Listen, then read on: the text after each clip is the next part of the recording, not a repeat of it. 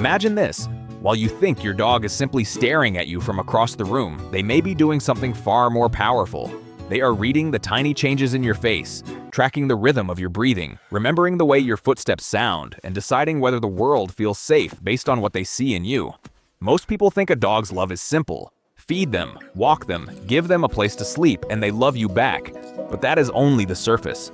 Underneath that wagging tail is a mind constantly studying you, responding to you, and building its entire sense of home around your presence. And once you understand what your dog is really doing when they look at you, follow you, lean against you, or wait by the door, you will start seeing those little moments in a completely different way.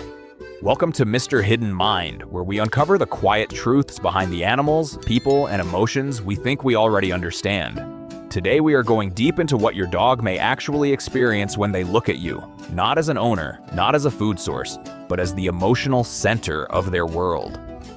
First, your dog does not just recognize you. They build a map of safety around you. Most people think dogs follow them from room to room because they are clingy, bored, or hoping for snacks. Sometimes that is true, but often something deeper is happening. Your dog is keeping track of the most important signal in their environment, you. In the wild, social animals survive by knowing where their trusted group members are. Safety is not just a place. Safety is a relationship. And for a dog living in a human home, your movement through the house matters. When you get up from the couch, their brain notices. When your voice changes, they notice. When you walk toward the front door, they notice. They are not being dramatic. They are updating their emotional map. To them, your home is not just walls, furniture, and familiar smells. Home is the place where you are predictable, present, and emotionally available. This is why some dogs relax when you sit down, but become restless when you start pacing. They are not judging you. They are reading the weather inside the room, and you are the weather. Here's the practical insight most owners miss. Your dog does not only need affection, they need emotional consistency. If you come home irritated every day, slam doors, rush past them, and then suddenly expect them to be calm, their nervous system may not understand what version of you just walked in. But if you create small, predictable rituals, a calm greeting, the same soft words, a moment of touch, a short walk after work, your dog begins to know what comes next. Predictability is not boring to a dog. Predictability is peace. Second, your scent is not just your smell. It is your dog's emotional memory of you. Humans live mostly through sight. We remember faces, photos, colors, and places. Dogs live through scent in a way we can barely imagine. To your dog, your shirt is not just fabric. Your shoes are not just something by the door. Your pillow is not just part of the bed. These things carry information. They tell your dog where you have been, how recently you were there, whether you are home, whether you are gone, and sometimes even what emotional state you were in. That is why your dog may sleep on your clothes, press their nose into your blanket, or carry one of your socks around like treasure. It may look funny to you. It may even look messy. But from your dog's point of view, that object is full of you. It is comfort in physical form. Here's a new way to think about it. When a child holds a parent's sweater because it smells familiar, we understand it as comfort. When a dog does it, many people call it bad behavior. But the emotional logic is similar. They are reaching for a trace of the one who makes them feel secure. This does not mean you should allow destructive chewing or unsafe habits. But it does mean you can respond with understanding instead of irritation. If your dog struggles when you leave, try giving them a safe item with your scent on it, something they are allowed to have. Pair it with calm departures, not dramatic goodbyes. Leave quietly, return calmly. Teach them that absence is not abandonment. Your dog is not asking you to never leave. They are asking their nervous system to trust that you come back. And trust is built through repetition. Third, your dog is watching your emotions more closely than you realize. You may think you are hiding stress because you smiled. You may think your dog does not understand because you did not say anything. But dogs are experts at patterns. They may not understand the story you are telling yourself in your head, but they often notice the signals your body gives away. Tight shoulders, faster breathing, a different tone of voice, a shorter temper, less eye contact, heavier footsteps. To your dog, emotion is not abstract. Emotion is movement, sound, smell, posture, and timing. This is why some dogs become quiet when their person is sad. This is why some get hyper when the household is tense. This is why others place their head on your lap when you are trying to pretend everything is fine. They may not know the reason. They may not know about bills, heartbreak, deadlines, grief, or pressure. but they can feel that the emotional atmosphere has changed. And because you are their reference point, your stress can become their stress. This is one of the most important lessons for any dog owner. Your dog does not need you to be happy all the time. They need you to be honest and regulated enough that they do not have to guess what danger is coming. If you are upset, slow down before interacting with them. Lower your voice. Hey there, buddy. Breathe. It's okay. Sit sideways instead of leaning over them. Let them approach instead of pulling them into your emotions. A dog can comfort you, but they should not have to carry the full weight of your nervous system. Love is not only letting your dog be there for you. Love is also becoming safe for them to be around when you are not at your best.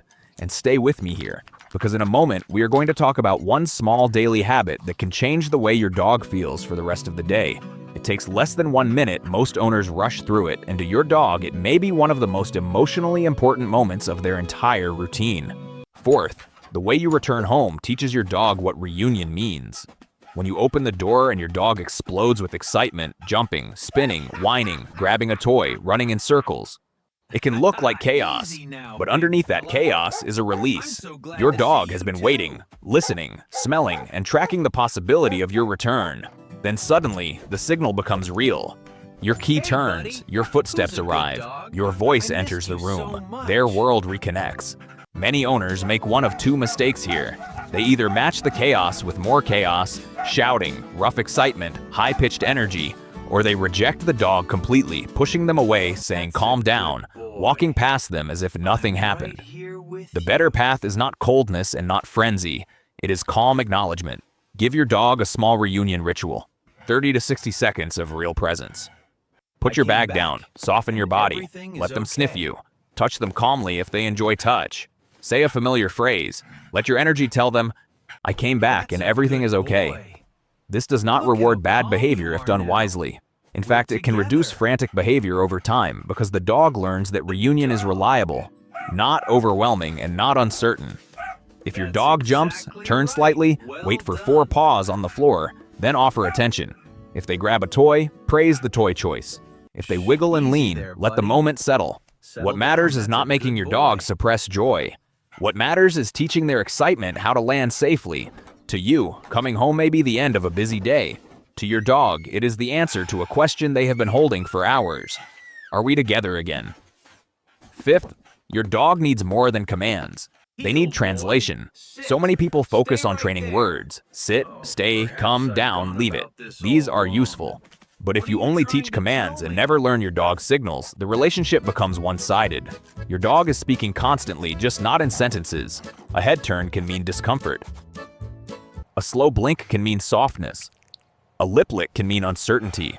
A yawn can mean stress, not sleep. A paw lift can mean hesitation. Turning away can be a polite request for space. Freezing can be a warning that the situation is too much. Many bites, conflicts, and meltdowns do not happen because a dog gave no warning. They happen because humans miss the quiet warnings and only notice the loud one. This is where real love becomes practical. Watch your dog before they bark. Watch before they pull. Watch before they shut down. What happened 5 seconds before the behavior? Did someone lean over them?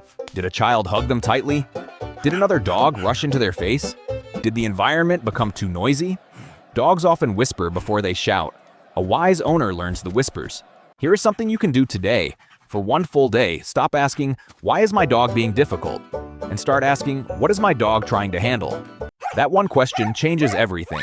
A reactive dog may be overwhelmed. A stubborn dog may be confused. A destructive dog may be understimulated. A clingy dog may be insecure. A quiet dog may be coping. This does not mean every behavior is acceptable. It means every behavior has information inside it. When you understand the information, you can guide the dog instead of simply correcting the symptom. Sixth, your attention may be more valuable than you think. Food is powerful. Treats help training. Meals matter. But many dogs are not only working for food, they are working for connection, clarity, and approval from the person they trust.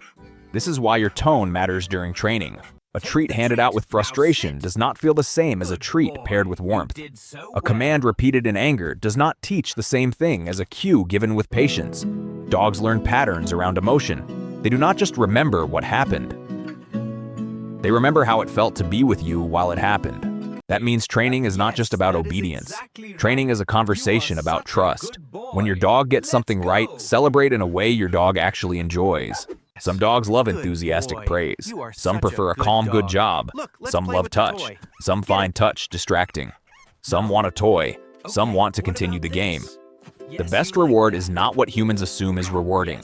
The best reward is what your dog's body tells you they value. This is especially important for sensitive dogs.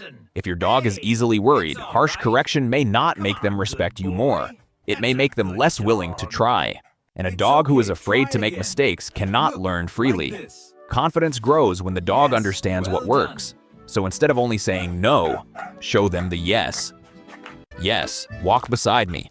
Yes, chew this. Yes, settle here. Yes, look at me when you are unsure. A dog who understands the path to success becomes calmer because life stops feeling like a guessing game. 7th, you are often the courage your dog borrows. Think about a time your dog saw something unfamiliar. A statue, a loud truck, a stranger in a hat, a slippery floor, a new staircase, a strange object in the yard. Many dogs do something very telling. They look at the scary thing, then they look back at you. That glance is not random. It is a question. How do we feel about this? And your answer may come before your words. If you tense up, tighten the leash, hold your breath, or panic, your dog may conclude that the situation really is dangerous. If you stay calm, give space, allow them to investigate at their own pace, and reward curiosity, you can help them move from fear into confidence. This does not mean forcing them. Courage is not built by dragging a dog toward what scares them.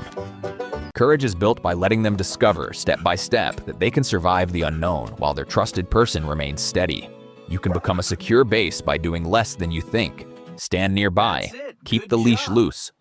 Turn your body sideways. Praise small choices. Let them retreat if they need to. Then let them try again. Every time your dog faces the world and finds you calm beside them, their brain stores a lesson. Scary things can be handled. That lesson becomes confidence. Confidence becomes resilience, and resilience changes the dog's life. Now, before we reach the final truth, comment below with one thing your dog does that you used to think was strange, but now you wonder if it might actually mean something deeper. Does your dog bring you socks? Watch you from the hallway? Sleep by the door? Lean into you when you are sad? I want to know, because sometimes the smallest habit is where the biggest hidden meaning lives.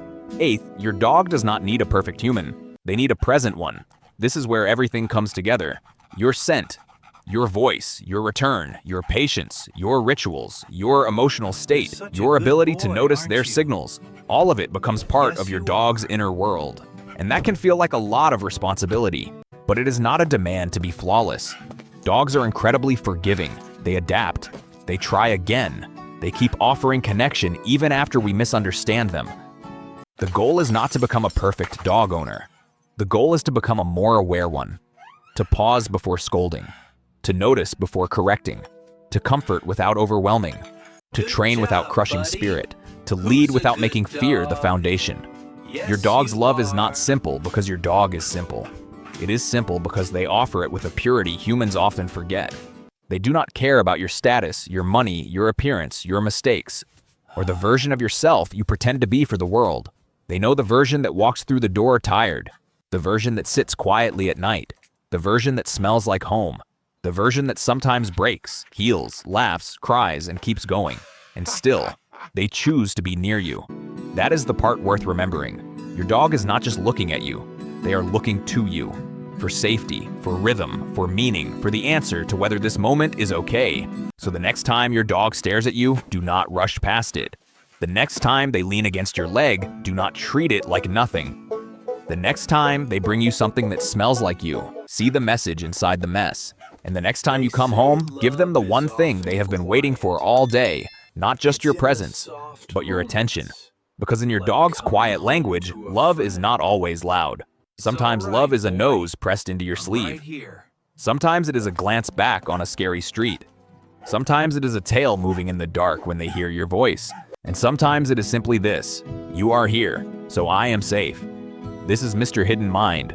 We do not just look at behavior. We uncover the hidden meaning beneath it. Comment the one thing your dog does that you will never see the same way again. And remember, the deepest bonds are often spoken in the quietest language.